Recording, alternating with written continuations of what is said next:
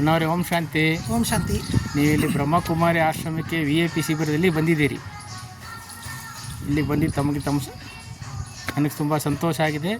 ಇಲ್ಲಿಗೆ ನೀವು ಬಂದಾಗ ಇಲ್ಲೇನು ಅನುಭವ ಆಯಿತು, ಇಲ್ಲಿ ವಾತಾವರಣ ಹೇಗಿತ್ತು, ಇಲ್ಲೇನು ಕ್ಲಾಸ್ ಕೇಳಿದರೆ, ಇದರಿಂದ ನೀವು ಏನು ಮುಂದೆ ಮಾಡಬೇಕು ಅಂತ ಇದ್ದೀರಿ, ಆ ಅನುಭವಧಾರೆಯನ್ನು ಸ್ವಲ್ಪ ಹಂಚ್ಕೊಂಡ್ರೆ ನಿಮ್ಮ ಅನುಭವಧಾರೆಯಿಂದ ಇತರರಿಗೂ ಕೂಡ ಪ್ರೇರಣೆ ಆಗುತ್ತೆ. ಹಾಗಾಗಿ ಹೇಳಬೇಕಾಗಿ ವಿನಂತಿ.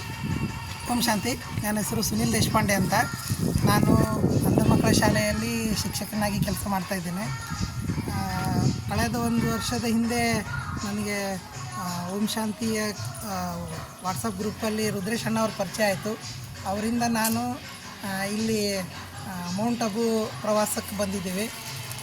ಇದು ಒಂಥರ ಮನಸ್ಸಿಗೆ ಪರಿವರ್ತನೆ ಆಗುವಂಥದ್ದು ಕೇಂದ್ರ. ಇಲ್ಲಿ ಹಲವಾರು ಗೊಂದಲಗಳ ಜೀವನದಿಂದ ನಾವು ನಮ್ಮ ಮನಃಶಾಂತಿಯನ್ನು ಹುಡುಕೊಳ್ಳೋಕ್ಕೆ ಸಾಕಷ್ಟು ಬೇರೆ ಬೇರೆ ಬೇರೆ ಬೇರೆ ಇವು ವಾತಾವರಣಗಳಲ್ಲಿದ್ದರೂ ಕೂಡ ಇಲ್ಲಿ ಒಂದು ವೇದಿಕೆಯಿಂದ ಆತ್ಮಕ್ಕೆ ಮನಃಶಾಂತಿ ಆಗ್ತದೆ ಮತ್ತು ನಮ್ಮಲ್ಲಿರೋ ನೆಗೆಟಿವಿಟಿ ಅವೆಲ್ಲವನ್ನು ನಾವು ಅದರಿಂದ ಹೊರಗೆ ಬರೋಕ್ಕೆ ತುಂಬ ಸಹಕಾರಿ ಆಗ್ತದೆ. ಇದರಿಂದ ನಾನು ಕೂಡ ಸಾಕಷ್ಟು ನನ್ನಲ್ಲಿ ಬದಲಾವಣೆಗಳಾಗಿದೆ ಈ ಶಿಬಿರದಲ್ಲಿ ಭಾಗವಹಿಸಿದ್ರಿಂದ. ಇದು ಒಂದು ಅವಕಾಶ ಮಾಡಿಕೊಟ್ಟಂತಹ ರುದ್ರೇಶ್ ಅಣ್ಣವರು, ಪೃಥ್ವಿ ಅಣ್ಣವರು, ಅಕ್ಕ ಅವರು, ಒಟ್ಟಾರೆ ಪರಿವಾರ ಓಂ ಶಾಂತಿ ಪರಿವಾರ, ಇದಕ್ಕೆ ನಾನು ಕೃತಜ್ಞನಾಗಿದ್ದೇನೆ. ಮತ್ತು ಇದು ಅಲ್ಲಿ ಒಂದು ಸಂದರ್ಭದಲ್ಲಿ ಹೇಳ್ತಾರೆ, ಶಿಬಿರದಲ್ಲಿ ಕೆಲವು ಜನಗಳಿಗೆ ಅವಕಾಶ ಇದೆ ಇಲ್ಲಿ ಬರಲಿಕ್ಕೆ. ಅಂತಹ ಕೆಲವು ಜನರಲ್ಲಿ ನನಗೂ ಒಂದು ಅವಕಾಶ ಸಿಕ್ಕಿತ್ತು. ಇದಕ್ಕೆ ಅವಕಾಶ ಮಾಡಿಕೊಟ್ಟಂಥ ರುದ್ರೇಶ್ ಅಣ್ಣ ಅವರಿಗೆ ನಾನು ತುಂಬ ಇನ್ನೊಮ್ಮೆ ನಾನು ಕೃತಜ್ಞತೆ ಹೇಳ್ತೀನಿ.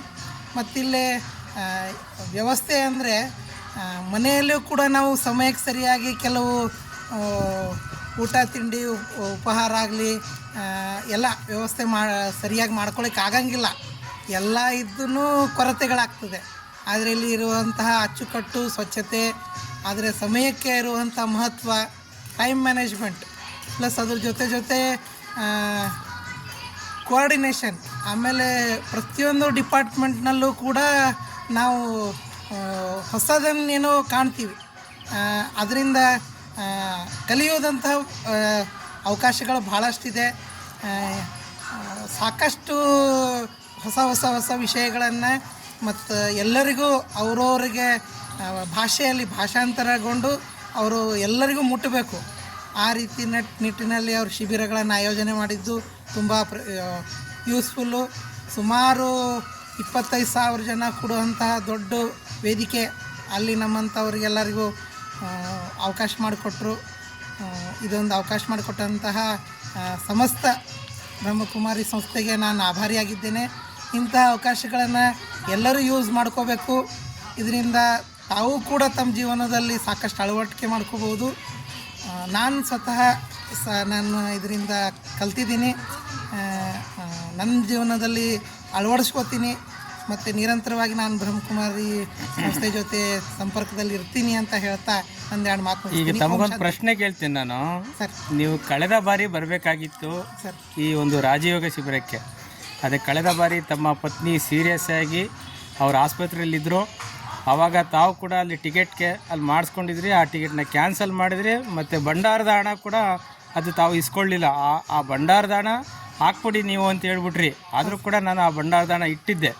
ಆವಾಗ ನಿಮ್ಗೆ ಅನ್ನಿಸ್ಲಿಲ್ವ ಅದು ಭಂಡಾರದ ಹಣ ಈ ರೀತಿ ಕೊಟ್ಟಿದ್ದೆ, ಹಣ ಹಿಂತಿರುಗಿ ಬರಲ್ವಲ್ಲ ನನಗೆ, ಆ ರೀತಿ ಭಾವನೆ ಬಂದಿರಲಿಲ್ವ? ನಾನು ಅದು ಹಣಕಾಸಿನ ವಿಚಾರನ ನಾನು ಮಾಡಿಲ್ಲ. ಒಂದು ಮಹತ್ವ ಕಾರ್ಯಕ್ಕೆ ನಂದು ಒಂದು ಅಳಿಲು ಸೇವೆ ಅಂತ ನಾನು ವಿಚಾರ ಮಾಡಿದ್ದೆ. ಬಟ್ ಇದು ಅವಕಾಶ ಮಾಡಿಕೊಟ್ರಲ್ಲ, ಅದು ನನಗೆ ನೆನಪಿಟ್ಟು ಮತ್ತೆ ನನಗೊಂದು ಅವಕಾಶ ಮಾಡಿಕೊಟ್ರಲ್ಲ, ಅದಕ್ಕೆ ನಾನು ಇನ್ನೊಂದು ಸರ್ತಿ ಕೃತಜ್ಞತೆ ಆಗಿದ್ದೇನೆ. ಬಟ್ ಇದು ಒಳ್ಳೆ ಪಾಸಿಟಿವ್ ವೈಬ್ರೇಷನ್ ಇರುವಂಥ ಜಾಗ. ಮತ್ತು ನನ್ನ ಒಂದು ಸಲಹೆ ಅಂದರೆ ಅವಕಾಶ ಸಿಕ್ಕರೆ ಎಲ್ಲರೂ ಒಂದು ಸಾರಿ ಬಂದು ಶಿಬಿರದಲ್ಲಿ ಭಾಗವಹಿಸ್ರಿ. ಇಲ್ಲ ಸಮೀಪ್ ಸೆಂಟರ್ನಲ್ಲಿ ತಾವು ನಿರಂತರವಾಗಿ ಆ ಬ್ರಹ್ಮಕುಮಾರಿ ಸಂಸ್ಥೆಗೆ ಹೋಗ್ರಿ. ಅಲ್ಲಿರುವಂತಹ ಪಾಸಿಟಿವ್ ವೈಬ್ಗಳನ್ನು ತಾವು ಅದನ್ನು ಮನವರಿಕೆ ಮಾಡಿಕೊಡ್ರಿ ಅಂತ ಹೇಳ್ತಾ ನಾನೊಂದು 2 ಮಾತು ಮುಗಿಸ್ತೀನಿ. ಓಂ ಶಾಂತಿ. ಓಕೆ, ಚೆನ್ನಾಗಿತ್ತು ಸರ್. ಆಯಿತಾ? ಆಫ್ ಮಾಡಿ.